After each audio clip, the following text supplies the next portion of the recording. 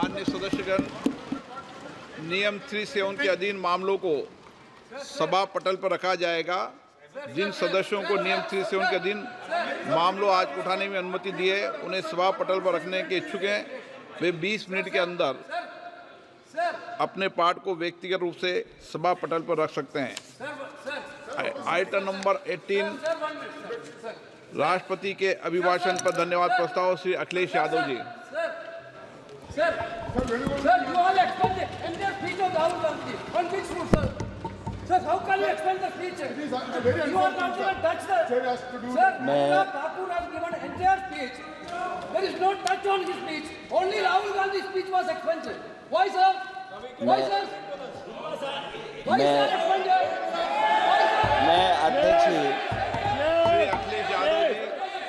मैं अध्यक्ष जी का धन्यवाद देना चाहता हूँ।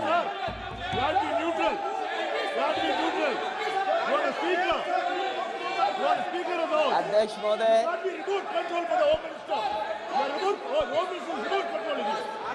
अध्यक्ष महोदय, अध्यक्ष महोदय, अध्यक्ष महोदय, मैं सबसे पहले आपका धन्यवाद देना चाहता हूं कि आपने मुझे अपनी पार्टी की तरफ से राष्ट्रपति जी के भाषण बोलने का मौका दिया है। अध्यक्ष जी, सत्ता पक्ष और विपक्ष दोनों लगातार अपनी बात रख रहे हैं। मैं सबसे पहले अध्यक्ष जी आपको और आपके साथ साथ सभी चुने हुए सांसदों को मैं बधाई और शुभकामनाएं देना चाहता हूं। साथ ही साथ मैं सबसे पहले देश के उन सभी समझदार और ईमानदार मतदाताओं को धन्यवाद जिन्होंने लोकतंत्र को एक तंत्र बनाने से रोका।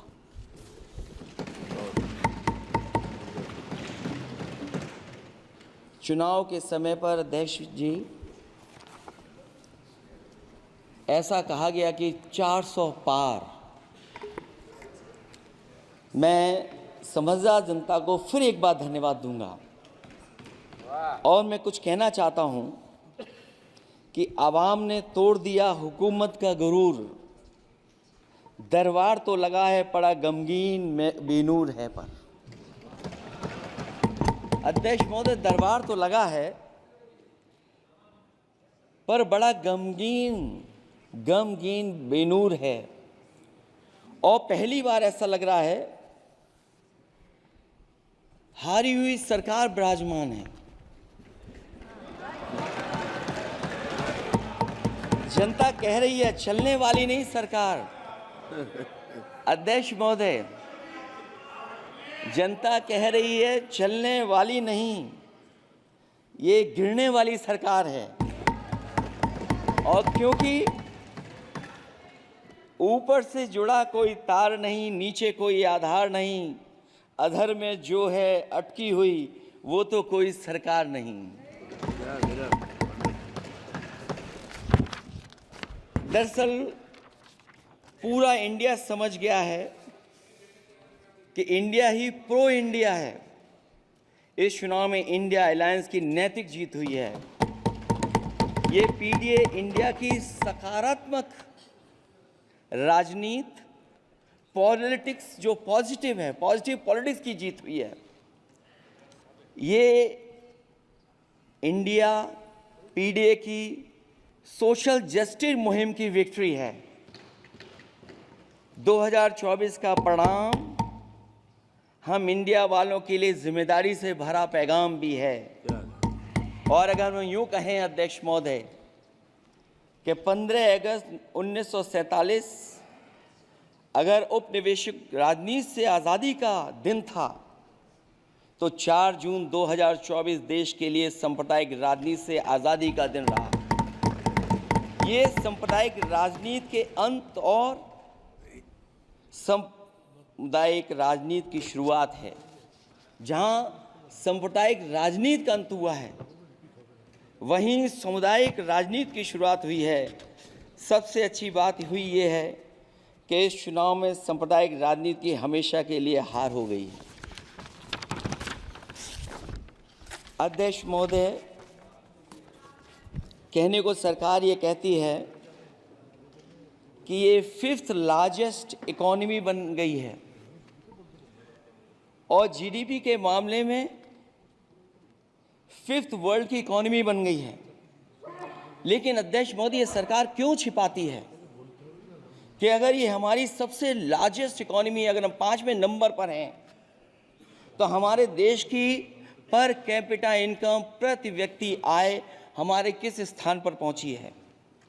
और हम लोगों ने तो अध्यक्ष महोदय देखा है कि अगर दिल्ली की सरकार ने कहा होगा कि $5 ट्रिलियन की इकोनॉमी बनेगी, तो जहां से प्रधानमंत्री जी चुन करके आते हैं, वहाँ का प्रदेश के सरकार भी कह रही कि हम $1 ट्रिलियन इकोनॉमी बना लेंगे। देश की इकोनॉमी कहाँ पहुँच गई, पर कैपिटा इनकम क्या है। लेकिन अगर उत्तर प्रदेश की इकोनॉमी को अगर $1 ट्रिलियन की इकोनॉमी बनना है तो कम से कम 35% की ग्रोथ चाहिए। मुझे नहीं लगता है कि 35% की ग्रोथ उत्तर प्रदेश पा पाएगा। हम हंगर इंडेक्स में कहाँ खड़े हैं, नीचे से कहाँ हैं। जो 5th लार्जेस्ट इकोनॉमी की बात कर रहे हैं, वो इनइक्वालिटी के पैरामीटर पे कहाँ खड़े हैं, वो हैप्पीनेस इंडेक्स में कहाँ खड़े हैं। और जो लोग चुनाव को अपने तरीके से मोड़ते हैं, मैं उन्हें कहना चाहता हूं कि अध्यक्ष महोदय, इस चुनाव के परिणाम ने तोड़ने वाली राजनीति को तोड़ दिया है और जोड़ने वाली राजनीति की जीत हुई है। इस चुनाव में धन छल बल की नकारात्मक राजनीति की शिकस्त हुई है। ये चुनाव जो देश का हुआ, ये सकारात्मक राजनीति का नया दौर शुरू हुआ है। इस बार प्रो कॉन्स्टिट्यूशन वालों की जीत हुई है। हम मानते हैं संविधान ही संजीवनी है, उसी की जीत हुई है। ये संविधान मंथन में संविधान रक्षकों की जीत हुई है। अब ऊपर से नीचे की राजनीति का अंत हो गया है। अब नीचे से जो समाज की जो आवाज़ उठेगी, वही राजनीति का आधार बनेगी। मैं कहना चाहता हूं कि देश किसी की व्यक्तिगत महत्वाकांक्षा से नहीं, जन आकांक्षा से चलेगा। मतलब अब मनमर्जी नहीं, जनमर्जी चलेगी। इस चुनाव का बड़ा पैगाम यही है।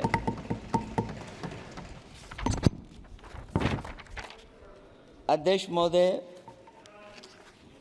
बहुत सी बातें हुई हैं। अगर उत्तर प्रदेश की बात न हो,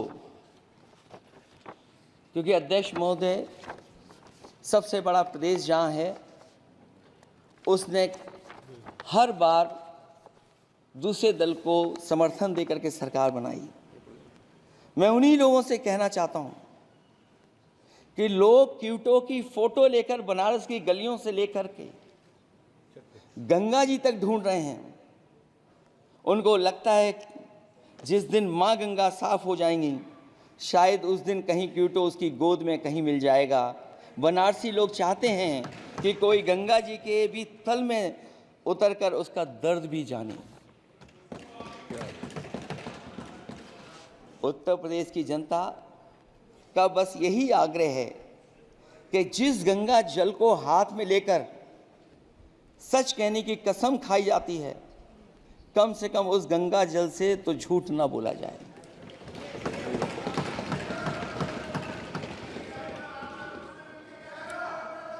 जहां विकास के नाम पर खरबों रुपए की लूट का राज खोलते भ्रष्टाचार के गड्ढे प्रदेश का नाम खराब कर रहे हैं, वहीं पहली बारिश में ही टपकती हुई छत और गिर चुकी स्टेशन की दीवार बेईमानी की निशानी बन गई है।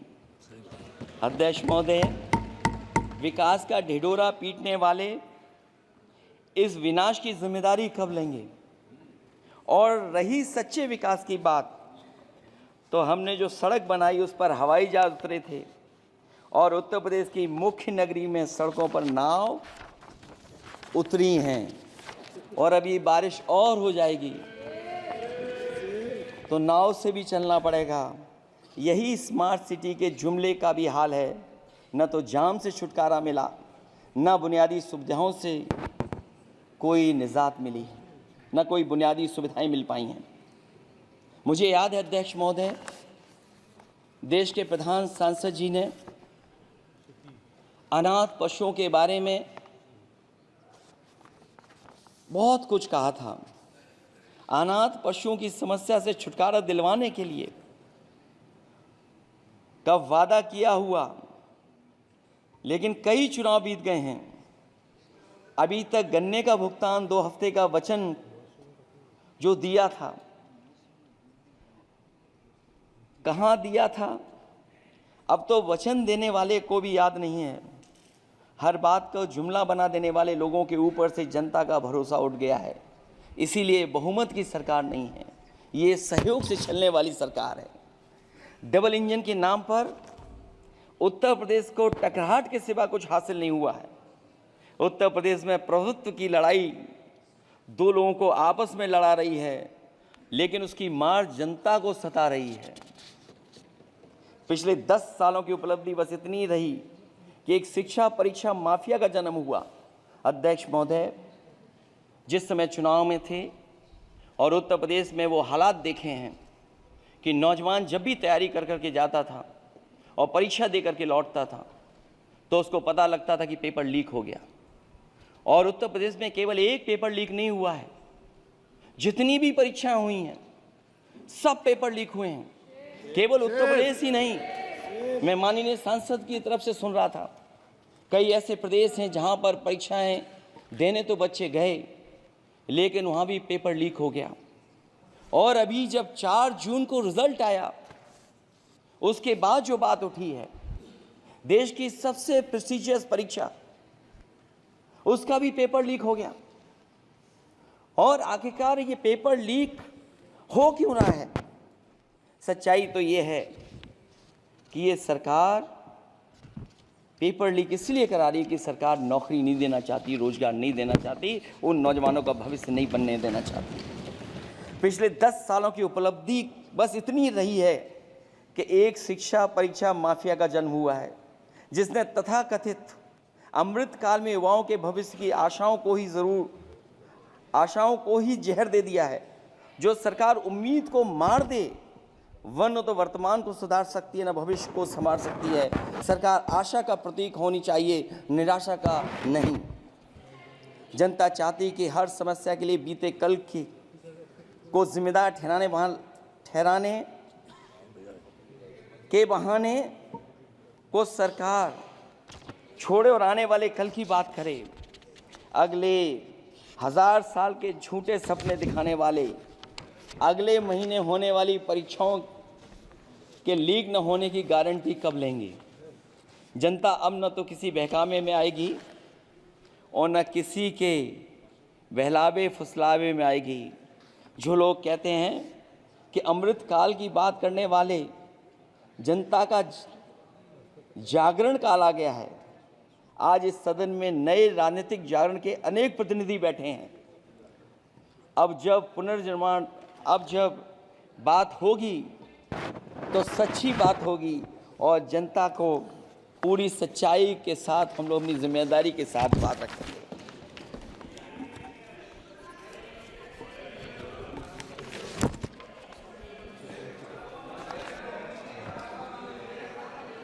अध्यक्ष महोदय, एक जीत और हुई है, एक जीत और अध्यक्ष महोदय हुई है। मैं जानता हूं सत्ता पक्ष बैठे वाले लोग समझ गए होंगे। अयोध्या की जीत भारत के परिपक्व मतदाता की लोकतांत्रिक समझ की जीत है। और हम तो अध्यक्ष महोदय यही सुनते आए हैं, होए वही जो राम रची राखा, यह है उसका फैसला। अध्यक्ष महोदय, होई वही जो राम रचि राखा, यह है उसका फैसला जिसकी लाठी में नहीं होती आवाज। जो करते थे किसी को लाने का दावा, वो हैं खुद किसी के सहारे के लाचार।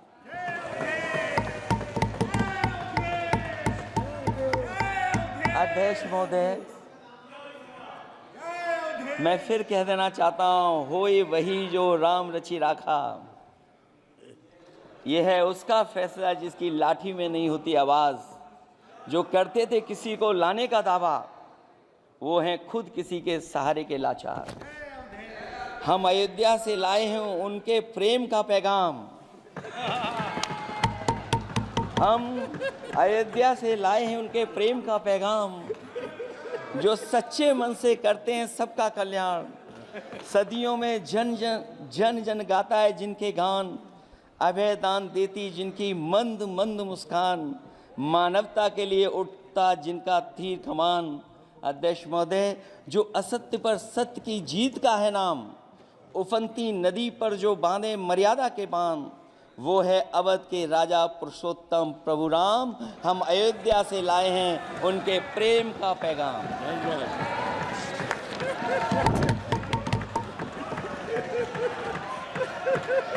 अध्यक्ष महोदय,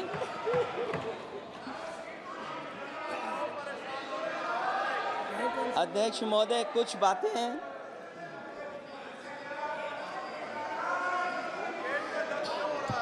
अध्यक्ष महोदय, कुछ बातें समय और काल से परे होती हैं,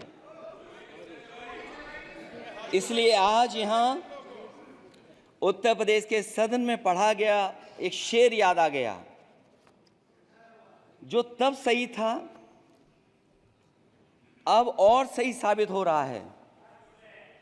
इजाजत हो अध्यक्ष जी तो मैं अर्ज करूं।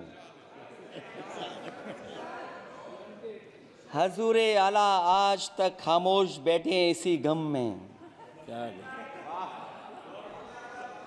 हजूरे आला आज तक खामोश बैठे हैं इसी गम में, महफिल लूट ले गया कोई जबकि सजाई हमने। योगी जी के लिए, योगी जी के लिए।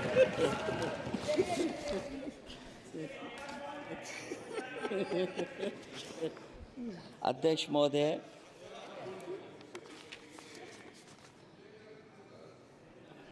मैं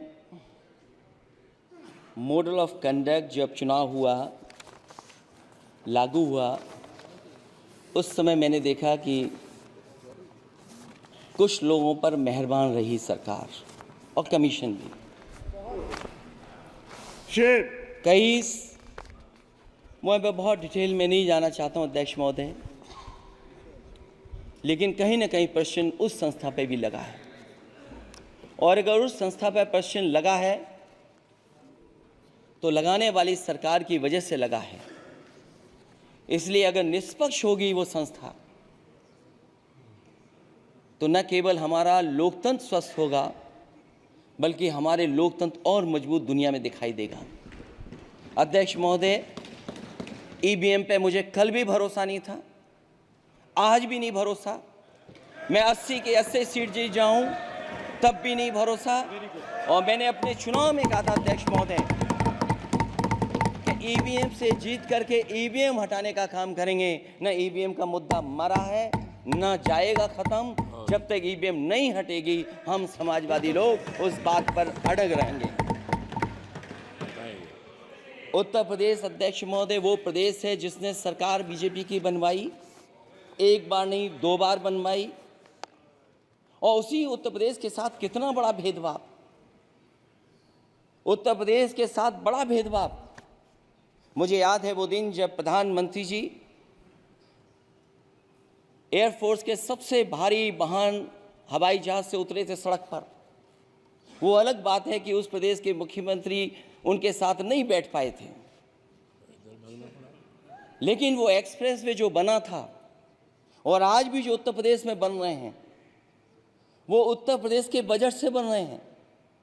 लेकिन दिल्ली की तरफ से कोई एक्सप्रेस वे अभी नहीं दिया गया है। न केवल इंफ्रास्ट्रक्चर में भेदभाव हुआ है, बल्कि हमें याद है कि प्रधानमंत्री जी ने बड़े पैमाने पे गांव गोद लिए थे। और सोचिए, अगर देश के प्रधान सांसद अगर किसी गांव को गोद ले लें और उस गांव की तस्वीर न बदले, तो शायद मैं नहीं समझता हूं कि किसी गांव की तस्वीर 10 साल में बदली होगी। मुझे वो गांव जिसको उन्होंने गोद लिया, जो प्रधानमंत्री जी की आदर्श योजना थी उसके तहत जो गोद लिया गया था गांव, वो 5 वर्ष पहले खूब शोर हुआ था कि बनारस शहर की तरह डोमरी में चमचमाने लगेगा एक गांव। हकीकत में कुछ नहीं हुआ। उसकी दुर्दशा वैसी की वैसी है, जैसे था गांव वैसा ही का वैसा है। टूटी सड़कें, कच्ची पगडंडियां, उखड़े और टूटे हुए ईंट के खंजे, बदहाल हैंडपंप, पावरलूम और पंखे के जाली के कारखाने को आखिर कब तक रफ्तार मिलेगी जो उस गांव में काम होता था, लोग करते थे। खाली पड़े रसोई गैस के सिलेंडर, अंधाधुंध बिजली कटौती के बीच इस गांव के लोगों को हर सुबह मजदूरी की कभी ना खत्म होने वाली तलाश आखिर कब पूरी होगी। तो सोचिए, एक गांव की तस्वीर ये है। जो गांव कभी गोद लिया गया था, उस गांव की भी तस्वीर नहीं सुधर पाई है। जो भाजपा के स्मार्ट सिटी के झूठे सपने में गांव के लिए कोई जगह नहीं है। अपने गांव गोद लेने की जो बात कही थी, क्या वो भी जुमला था अध्यक्ष जी?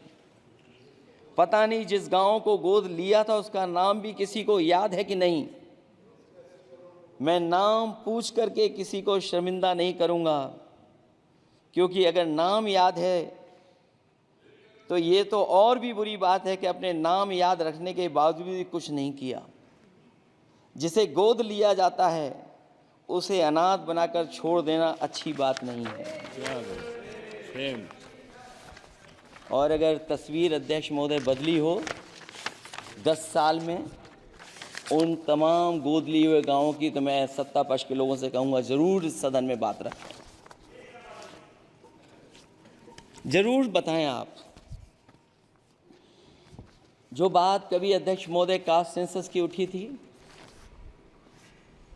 हम उस कास्ट सेंसस के पक्ष में हैं कि बिना कास्ट सेंसस के सामाजिक न्याय संभव नहीं है। सबको हक दिला पाना मुश्किल है।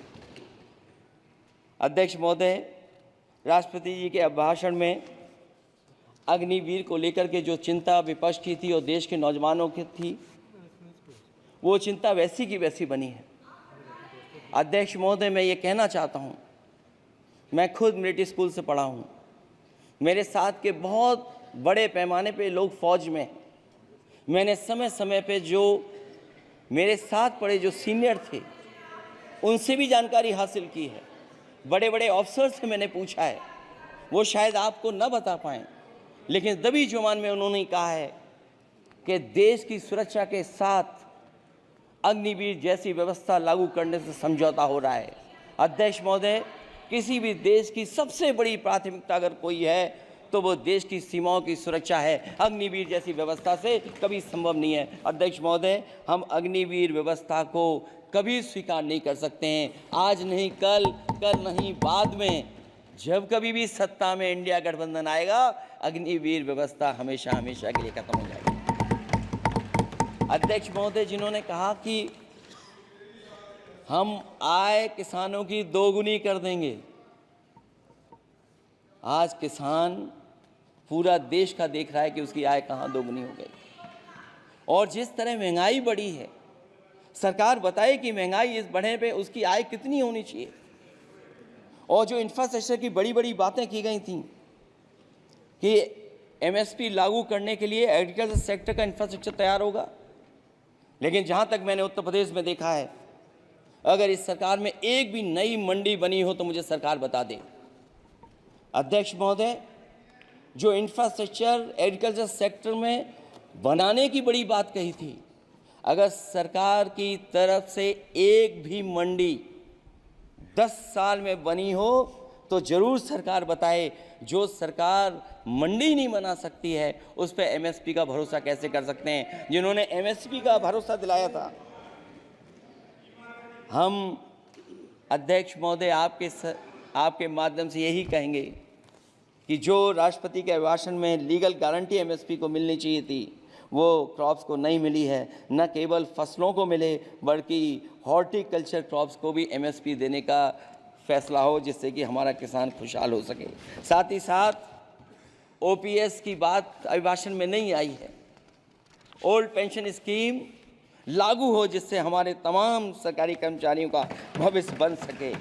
और देश की एक बड़ी आबादी जहाँ से मैं चुन करके आता हूँ, उत्तर प्रदेश, जहाँ बुनकर न केवल उत्तर प्रदेश बल्कि देश के कोने कोने में बुनकर समाज के लोग बड़े पैमाने पर रह रहे हैं, लेकिन बुनकरों को जो सुविधाएं मिलनी चाहिए वो भी इस सरकार में नहीं मिल पा रही हैं। जो प्रदेश सरकारों ने कभी बुनकरों के लिए योजनाएं चलाई थीं वो भी अध्यक्ष महोदय बंद कर दी हैं। मैं अंत में इतना ही कहना चाहूँगा कि इस सरकार ने नौजवानों को नौकरी नहीं दी है, नौकरी और रोजगार उनसे छीने हैं, बहुत नौकरी छीनी है। इसलिए मैं कहना चाहता हूं अध्यक्ष जी, इसलिए मैं कहूँगा कि आपके राज में न नौकरी की उम्मीद है न रोजगार, क्योंकि आपने छोटे कारोबारी तक को इतना छोटा बना दिया है कि न तो वो अपना पेट भर सकता है न किसी को नौकरी पर रख सकता है। जो कुछ पद निकलते भी हैं तो उन पर लेटरल एंट्री के नाम से पिछले दरवाजे से कुछ खास संगी साथियों को रख लिया जाता है। आरक्षण का हक नॉट फाउंड सुटेबल के नाम पर हड़पा जा रहा है। और अध्यक्ष महोदय, आरक्षण के साथ इतनी खिलवाड़ किसी सरकार ने नहीं की होगी जितनी खिलवाड़ इस सरकार ने की है। जहां सरकारी नौकरियां नहीं दी जा रही हैं, और सरकारी नौकरियां इसलिए नहीं दी जा रही हैं क्योंकि उन्हें आरक्षण देना पड़ेगा। जिस प्रदेश से मैं आता हूं वहाँ सबसे बड़े पैमाने पे नौजवान बेरोजगार है।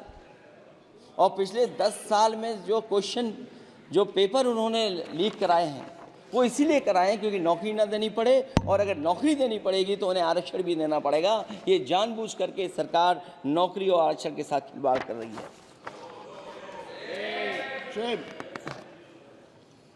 मैं अध्यक्ष महोदय अंत में इतना ही कहना चाहता हूं, आशा है ये सरकार तब तक चलेगी तब तक उसके केंद्र में इस देश का हर एक गरीब, शोषित, वंचित, पीड़ित, पिछड़ा, दलित, अल्पसंख्यक, आदिवासी, महिला, युवा, छोटा कारोबारी, ईमानदार, नौकरी पेशा, आम आदमी और कर्मचारी, अधिकारी, मजदूर और किसान होगा, ना कि धनवान होगा। और शासन के आधार पर संविधान होगा।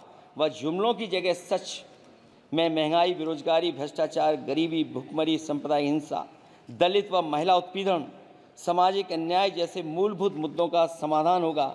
और भोजन, बिजली, पानी, दवाई, पढ़ाई जैसी बुनियादी ज़रूरतों के लिए कागजी योजनाओं की जगह सच में इंतज़ाम होगा। मैं एक बार फिर उत्तर प्रदेश की समझदार जनता द्वारा सबसे बड़ी पार्टी चुने जाने के साथ साथ इंडिया गठबंधन समाजवादी पार्टी और कांग्रेस को सबसे ज़्यादा सीटें जिताई, उसके लिए मैं उत्तर प्रदेश की जनता